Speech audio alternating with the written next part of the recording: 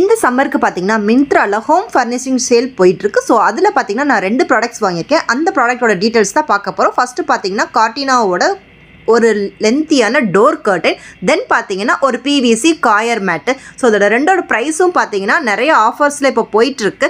So WhatsApp குரூப்பில் already இருக்கிறவங்களுக்கு நான் அதை டினோட் பண்ணியிருப்பேன். ஸோ நீங்கள் வாங்கியிருப்பீங்க. இது பார்த்தீங்கன்னா இந்த ரப்பர் வந்து பிவிசி காயர் மேட்டுன்னு சொல்லுவாங்க. ஸோ நம்ம காரெல்லாம் போடுற நூடுல்ஸ் மேட் இருக்குல்ல, அது மாதிரி தான் இருக்குது. ஸோ அதில் ஹாய் அப்படின்னு போட்ட மாதிரி இருக்குது. ஸோ என்ட்ரன்ஸில் போடும்போது நமக்கு நல்ல கேட்சியாக இருக்கும்.